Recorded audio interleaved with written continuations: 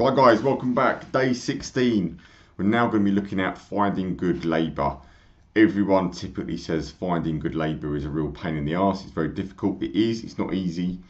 But ultimately, you are only as good as the lads on site, and we can always lose a bit of reality on that. And obviously, the bigger that you get, and the bigger that your ambition are, and the bigger that you want to grow the business, you can never really forget that ultimately it's down to guys on site fixing stuff, fitting stuff, lifting and shifting, and actually doing the manual work. But it is the chicken and egg in the industry. So obviously I've got my thoughts on what works and what doesn't work. But it is the chicken and egg, and you've got to view it like this: that you've got to win the work first to control it. You know, you can't get loads of labour and then try and fill those people, keep those people busy with work, and then try and find the work. You've got to win the work first, which is why we started the whole program, this whole 10K toolbox with financials, make sure you're making money from the work, and then obviously how we're getting the work and actually marketing yourself and the business. Now it's into the zone of, right, we're going to need to get labour for that, but we've got to win the work first. Like, you've got to go through this bit of a pain period in construction where you're always going to be winning work and you're always going to need more labour, and it never goes away. So I want to get that clear first of all, that you've got to get comfortable with that.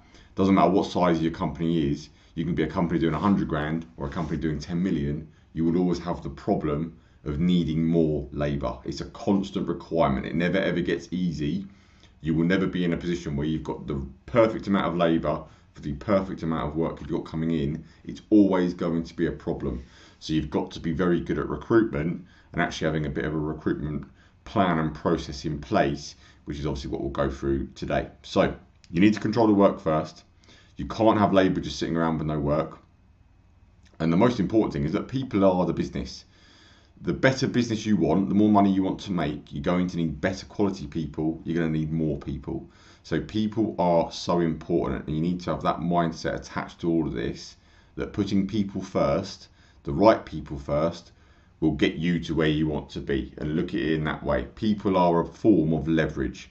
And that's not a bad thing. It's not a negative thing whatsoever. But you need more leverage in a business to enable you to earn more money and have a better business. And the main shift that you guys need to have listening to this and learning from me in this program is that you are actually a recruitment business. Forget whatever trade it is you do. That is not your business. Your business is actually all about recruitment. Because if you think about it logically, you're recruiting good customers. You're sifting through to try and get your name out there, to try and win good customers. You're recruiting the customers that you want. But then you're also recruiting the staff and the subcontractors and labour that you need to deliver that work. So it's twofold approach. You're always recruiting. So you've got to be very, very good at recruitment, and the best companies that win are very good at recruitment. And that's the mindset I want you guys to have, is detach yourself from what trade it is you do or what business you've got, whether you're a general builder or whatever, and position yourself and frame yourself in your mind that you are a recruitment business, which by definition you're a recruitment person, which recruitment is largely about sales. So you've got to sell yourself, you've got to sell your company, you've got to sell yourself and attract people that would actually want to work for you. This is the biggest thing, so we'll get into it today.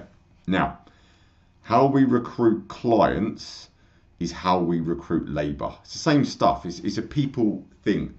So the hidden benefit of marketing your company, which I know for a fact some of you will be a bit on the fence about putting your name out there and doing things that you haven't done before. Some of the methods that I've spoke about previous in this training are things you need to do to get your name out and actually build your brand up. It's the same shit you need to do to get your name out there to attract good labour. And you've got to look at it that all the marketing efforts you're doing, you will naturally attract good labour in your area. If you're consistently posting content, or you've got adverts running, or you're doing whatever methods that I've talked about in here, people are going to see it, because people talk, people see stuff and they talk. And when you're in the industry, you look at other electrical companies, you look at other tiling companies, you look at other building companies, because it's local to you, and you just know the market that you're in. So I want you to have a view and a vision on, whilst you've got your sales funnel for your clients, it's actually a sales funnel for labour as well. And obviously if you build more of a following in your area, you've got more leverage to attract good labour, but also put the word out there and get word out there that you need good labour and you want to build relationships with other subcontractors or whatever it is you've got, okay? Now, the thing with good labour is everyone says it's hard to find good labour, but it's fucking everywhere. There is good labour fucking everywhere. There are building sites all over the country, don't matter what part of the UK or even the fucking world that you're from. There is good labour everywhere. It's absolutely everywhere, but they're in good jobs, so they're difficult to get because you're trying to basically get someone to come and work for you over someone else, where there could be more security, better projects, better prospects, businesses run by better owners. And this is my whole thing about building you guys into being better business owners, because you've got to flip the script and actually think about, well, why should someone actually come and work for you over someone else? Because there's a lot of options out there available. So this is, again, the mindset shift you need to have with recruitment. And we went through this, you've got to have a mindset shift that good labour is out there, but they're in good jobs.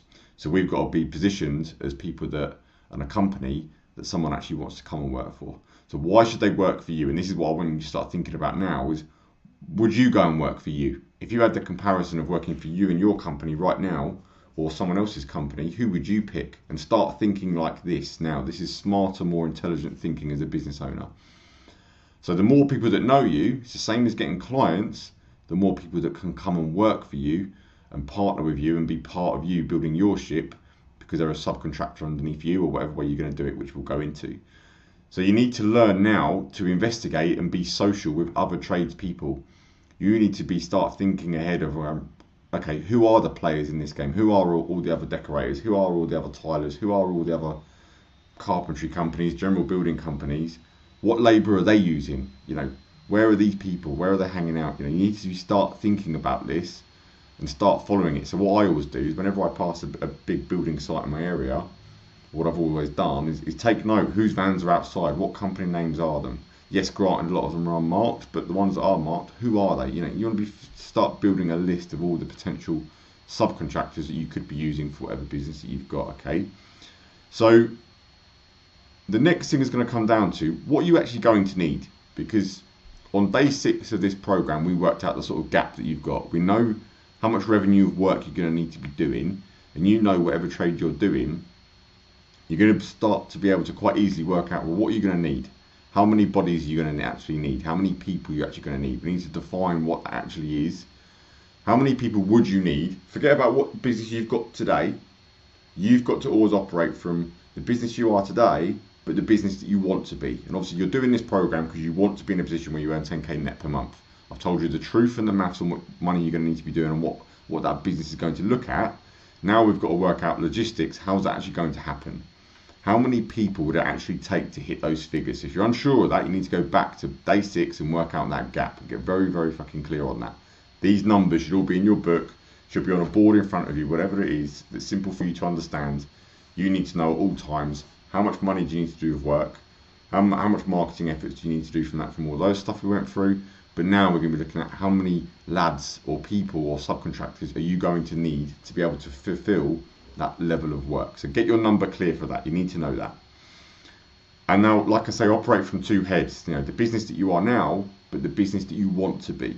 And some of you, I know, having more lads might scare you a little bit, but everyone does this. This is just business. As you grow, you're going to need more people, and we need to be thinking ahead of it, because what most people do is that you just win more work and you get in a position where more opportunities come up and you go, fuck, what are we going to do about labour? I need you to be thinking about labour all the time ahead of when you actually need it. So you're building this ship right now. I want you to be thinking where you're going to be in 3, 6, 9, 12 months, 18 months as you go forward and actually push on through the company, okay? So you can use the same marketing methods that we've talked about. Warm outreach, every single person you know, is ringing around, phoning around and saying, do you know any extra carpenters, do you know any extra tilers, industry people that you know, everyone that you could potentially phone. Warm outreach, very, very simple all the time. And I'd be doing this now. So you don't necessarily need the labour now, but I would be asking people, do you know anyone? Do you know of any other people? Do you know of any other trades in particular areas?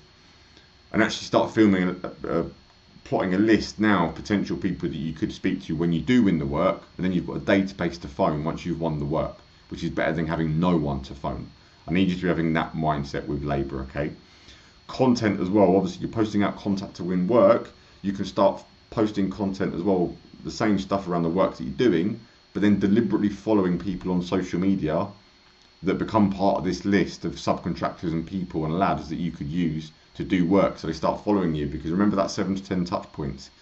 It's the same thing for getting clients. Clients are going to feel safe for you when they've got 7 to 10 touch points of you in your business.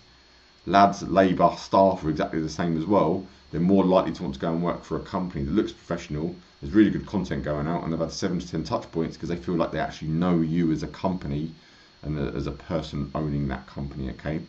Referrals is the same thing. All of your lads, all of the people you know now, all of your suppliers, all of your subcontractors that you may have used, or people that you went to college with, or whatever, everyone you know, they all know other tradespeople and other suppliers. So it's a very easy conversation.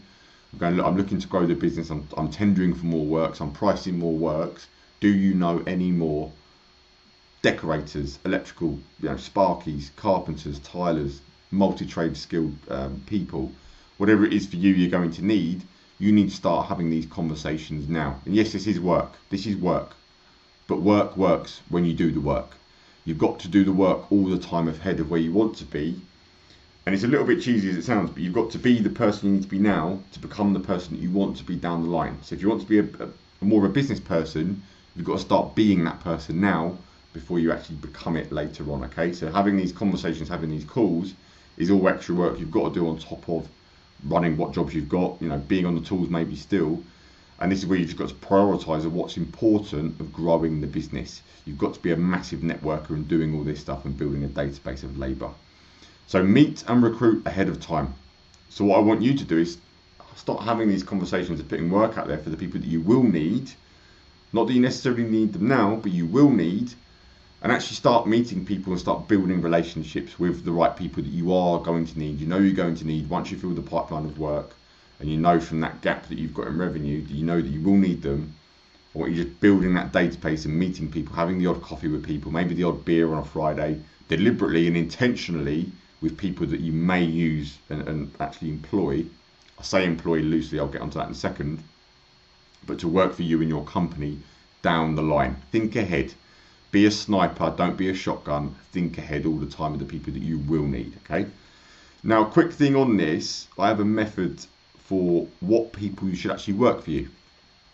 It's called GWC, and it's very simply, the G stands for get it. Do they get it? Are they a passenger or a trooper? So when you're looking at potentially taking people on, park the skill set side apart from 1 minute, because there's two sides of recruiting people. There's one of they've got the skill set to do it. That's got to be a standard.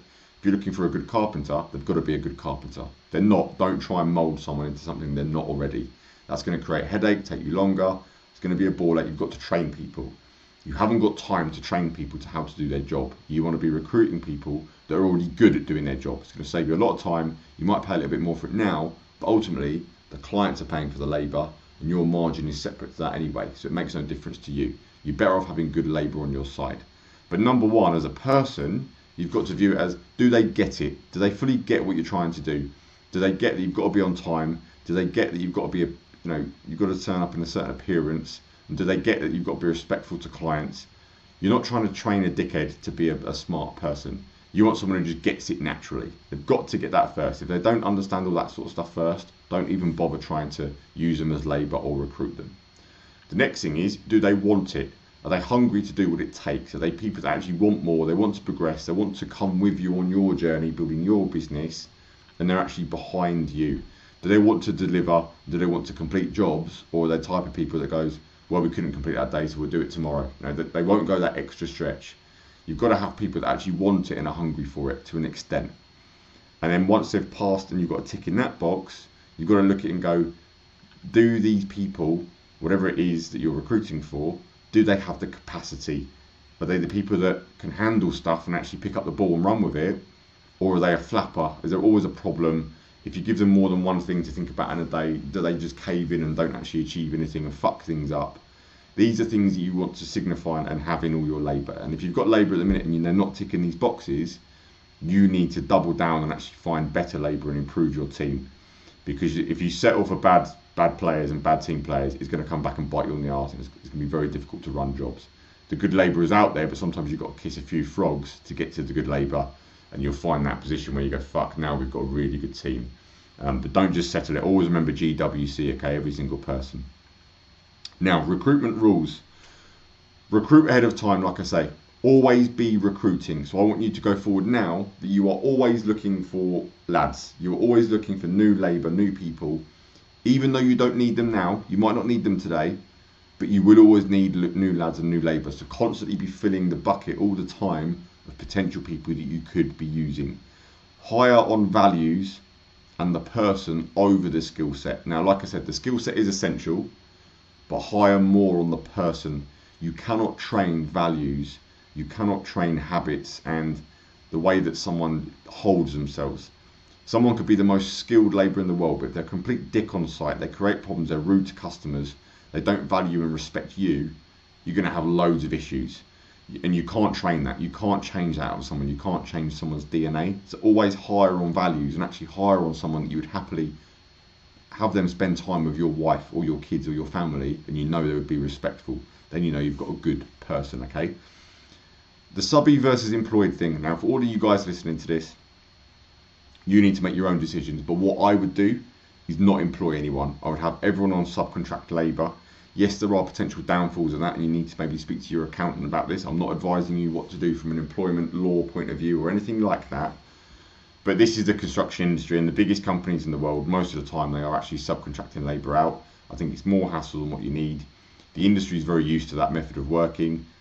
It's also going to save you a lot of money in the form of national insurance, holiday pay, all sorts of stuff like that. And for a company that the size that we're looking at getting you guys to, you don't really need the headache of and all the ball ache of all the extra stuff you've got to do employing people. That's my personal view. That's what I would do. I would take on that responsibility myself as the owner. You have got to do that yourself and understand what's best for you and your business, but that is what I would do, okay? Now, you get what you tolerate with staff, okay? So do not tolerate shit labour. Do not be lazy or scared to go out there and find better labour. Do the work with the marketing, building your name and actually making phone calls and actually putting yourself out there a little bit. Don't be lazy or scared to do that and just tolerate shit labour, because it will bite you in the arse in the longer run. If you've got lads currently working for you that you know there's better out there, do the work and roll your sleeves up and do this stuff that I'm talking about, and do warm outreach to people and unpack a few boxes and actually look for it and actually do the work. Because a lot of people that say there's no good labour out there, they don't actually do any work. They just moan that no labour comes to them. And it's the same as customers. They're not just going to come to you. You've got to actually do the work, put content out there, put posts out there saying I'm looking for labour, speak to people you know, put ads out there, etc., and actually do the work to get people to come and work for you. It's not going to come to you. Labour will never ever come to you. You won't wake up one day with 5 people knocking on your door going, you've got any work. It's never ever going to happen. So let's get reality firmly in our grasp, okay? The next mindset shift I want you guys to have is that you work for your staff, okay? They don't work for you. Believe it or not, it's the other way around. And if you can have this mindset going into it and going, right, I work for my staff and I'm going to provide a place where people get paid on time, they get respected, they get good quality of work, and you do what you say you will as an owner. Now, if people don't like that and they want to take the piss beyond that, fuck them off. They're gone. But if you provide a great place for people to work, they're going to be loyal, they're going to stay, and to be honest, most labour, once they find a good place, they stay in it. And this is why it's partly hard to find it, because most people need a reason to stop working for someone else. They either don't get paid, they get let down, or they get lied to, or they get, someone's being a bullshitter to them and they want to look elsewhere. But most labour in this industry, they're quite reliable and actually stick with people for years and years and years. You'll find this yourself. People you may have worked with, you've worked with them for years and years and years, because once you get into a groove of working with someone, although they're a subcontractor, they just stick with you for a long time. And lastly, I want to point out that if things go wrong, it is always your fault as the owner. Whatever your staff do, whatever goes wrong, if you can't find staff, if you found staff, you recruit them and it doesn't work out, you have to let them go and you have to start again. It's all your fault. It's all your problem. All lies on you. It's very difficult to get. A lot of people stop at the recruitment part because it's a little bit difficult and they don't want to go through the pain of going through this process of finding people and doing the work. And that's what holds them back. So if you don't want to be held back, if you genuinely want to hit the target of hitting 10k a month, you're going to need people. So you're going to have to get good at it. Like it or lump it, you're going to have to get good at recruitment. But then if things go well, it will be because of your team and not because of you. So you don't really get the glory. And it's just a shit sandwich that when it's wrong, it's your fault, and when it goes well, it's the praise is on your staff and not you. Now, if you can go into recruitment with these mindsets, everything I've gone through, you'll find life a lot easier. But if you go into it with a mindset of going, well, people fucking work for me, they'll do as I say, and I pick up people when I feel like it and put them down when I feel like it, and then they'll just come to me when I feel like it, you're always going to be let down. You're never going to get the right people in your company, okay? So the biggest thing for recruitment is actually the position and the mindset that you've got and how you're looking at it and the work that you're doing to constantly get people coming into your door. Now, action steps. What I want you to do is clearly define and work out what labour you're going to need, number one. What subcontractors you're going to need to close that gap that we spoke about on day 6. Then I want you to build a list of at least 10 options for each. So if you know you're going to need some extra tilers or extra carpenters, I want you to build a list of at least 10 options. So do the work, phone around all the people you like, all the people you know, put posts out on social media, speak to everyone that you potentially say about and say, do you know anyone, existing labour, absolutely everything. Get a list of at least 10 options together right now so you're ready and you've got people that you potentially phone with or actually meet with in the next coming weeks to start building a relationship while you build the company. So you've got people that you can get called on once you've won and you're controlling the work, okay? And really, action step number 3, you as a business owner, you should be meeting at least one subcontractor or one new person of labour every single week as a business owner. This should be a KPI of a challenge for you, is meet someone at least once a week. So whatever you do, if you go to the pub on a Friday, try and meet someone new every single Friday. So you're actually using your time smartly. Have a coffee with someone at least every Friday, at least some point in the week. Maybe it's got to be on a Saturday. Whatever it is, you as a business owner, you should be trying to meet someone once a week. If you do that once a week for a year, that's a lot of people you've met and a lot of people you can phone, a lot of doors you can open, and then things will start turning quite quickly.